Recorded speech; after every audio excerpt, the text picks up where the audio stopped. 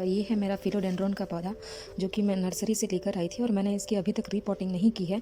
ये अभी तक जैसा कि आप देख रहे हैं ये ग्रो बैग में ही लगा हुआ है, क्योंकि ये जो पौधे होते हैं ये जो है सर्दियों में डोरमेंसी पीरियड में चले जाते हैं और इनकी ग्रोथ जो है रुक जाती है।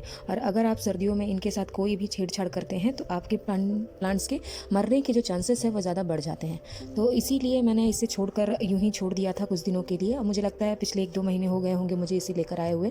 इसमें तो ग्रोथ भी है, नई नई देख रहे हैं, इसमें पत्तियाँ भी निकली हुई हैं, लेकिन फिर भी अगर मैं इसे लगाने या रिपोर्ट करने के लिए अगर कुछ भी छेड़छाड़ करती तो ये पौधा मर सकता था।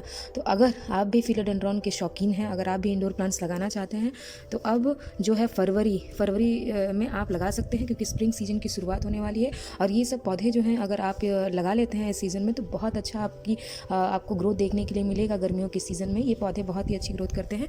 तो आज मैं इसी की रिपोर्टिंग करूँगी और साथ ही साथ आपको दिखाऊँगी भी कि कैसे मैं इसकी रिपोर्टिंग करती हूँ, कैसे मैं इसकी मिट्टी बनाती हूँ और साथ ही साथ कैसे इसकी केयर करना है और कौन सा फर्टिलाइज़र देना है मैं ये भी आपको बताऊंगी। तो वीडियो में एंड तक बने रहें। तो चलिए शुरू करते हैं। सबसे पहले जो है मैं मिट्टी बनाऊंगी, वो मैं आपको दिखा देती हूँ कि इसके लिए मिट्टी कैसी चाहिए होती है।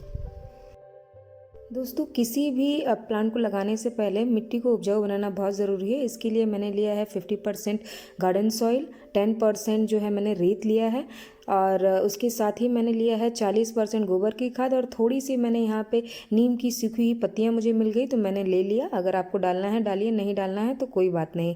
इसी के साथ मेरे पास फंगीसाइड नहीं था तो मैंने इसमें 1 टेबलस्पून जो है हल्दी डाल दी है। ये अच्छा फंगीसाइड का काम करती है। अगर आपके पास फंगीसाइड है तो आप उसका भी यूज़ कर सकते हैं। यहाँ पर मैंने ये जैविक खाद है जो कि मैं नर्सरी से लेकर आई थी, तो मैं इसमें थोड़ा सा डाल दे रही हूँ। अगर आपके पास नहीं है तो आप स्किप कर सकते हैं, अगर आपके पास है तो आप ऐड कर सकते हैं, क्योंकि ऑलरेडी हमने इसमें गोबर की खाद डाली है।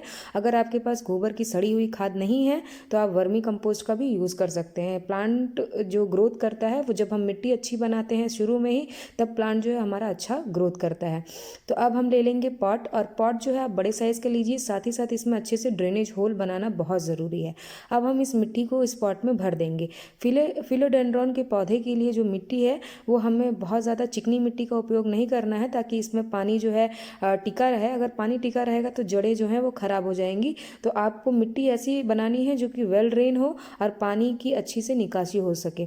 तो इसीलिए आपको क्या करना है, इसमें थोड़ा सा रेत मिलाना है।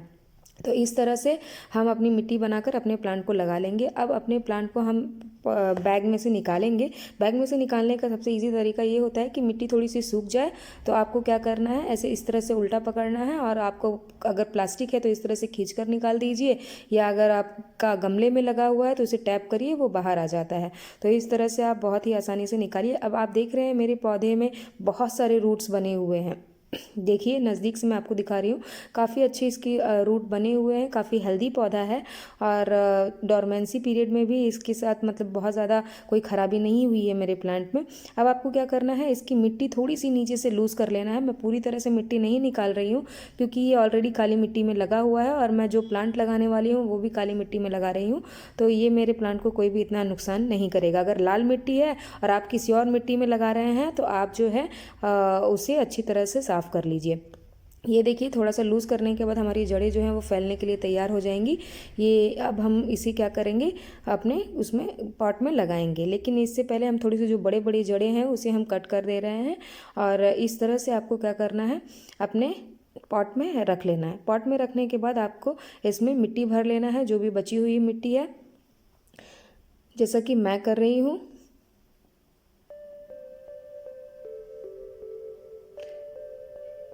फिलोडेंड्रॉन का पौधा एक ऐसा पौधा है जो कि अगर आपने एक बार लगा दिया तो ये सालों साल चलता रहता है। आपको बार बार रिपॉटिंग और ये सब की ज़रूरत नहीं पड़ती है। और ये जो इंडोर पौधा है, ये इंडोर देखने में भी बड़ा सुंदर लगता है, साथ ही साथ इसे आउटडोर भी रख सकते हैं आप। इसे कम सनलाइट की ज़रूरत होती है तो इसे इंडोर के लिए ये सबसे बेस्ट ऑप्शन है। तो इस तरह से मैंने क्या किया है, सारी मिट्टी डाल दी है और थोड़ी सी जो काली मिट्टी मैंने इसके पौधे में से जड़ों से निकाली थी वो भी मैं क्या कर रही हूँ, साइड साइड डाल रही हूँ। और साथ ही साथ जो आपको इसमें जो पीली पत्तियाँ दिखाई पड़ रही होंगी, बहुत सारी पीली पत्तियाँ मेरे प्लांट में है, तो मैं इसे निकाल कर साइड में रख दूँगी। तो इस तरह से आप भी अपने प्लांट को रिपोर्ट कर सकते हैं बड़ी ही आसानी से। फिलोडेंड्रोन का पौधा जो है बहुत ही अच्छा पौधा है, सालों साल चलने वाला पौधा है, देखने में भी काफ़ी खूबसूरत लगता है। अब प्री पॉटिंग के बाद आप इसे अच्छी तरह से पानी दे दीजिए। फर्स्ट टाइम जब हम पानी देते हैं तो हमें भरपूर पानी दे देना चाहिए। उसके बाद हमें कुछ बातों का ख्याल रखना चाहिए। कुछ बातों में जैसे कि जब भी हम पानी दें तो हमें मिट्टी को चेक करके ही पानी देना है। अगर मिट्टी गीली है तो हमें पानी नहीं देना है।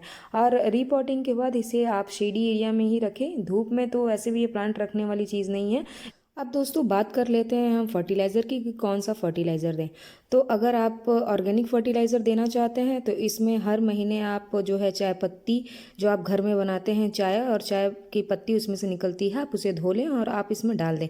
क्योंकि ये जो है इंडोर पौधा, इसकी पत्तियाँ जो है हरी भरी रहनी चाहिए, और पत्तियों को हरी रखने का सबसे अच्छा स्रोत होता है नाइट्रोजन। नाइट्रोजन अगर आप अपने प्लांट में डालते हैं तो आपका प्लांट की पत्तियाँ हरी रहेंगी और हेल्दी रहेंगी। और चाय पत्ती सबसे बेस्ट सोर्स है नाइट्रोजन का, तो आप डाल सकते हैं। साथ ही साथ आप इसमें एप्सम सॉल्ट का भी उपयोग कर सकते हैं, जो कि एक ऑर्गेनिक खाद है। आप इसमें डालिए, इसकी पत्तियां हमेशा लश ग्रीन और हेल्दी बनी रहेंगी। जैसे कि ये मेरा दूसरा पौधा है, ये भी बहुत अच्छी ग्रोथ कर रहा है, बहुत ही सुंदर इसकी पत्तियां लश ग्रीन चमकदार पत्तियां बनी हुई हैं। तो इस तरह से आप भी फिलोडेंड्रोन का पौधा लगाइए, और जो टिप्स और केयर मैंने बताई हैं उसे फॉलो करिए। वीडियो देखने के लिए धन्यवाद।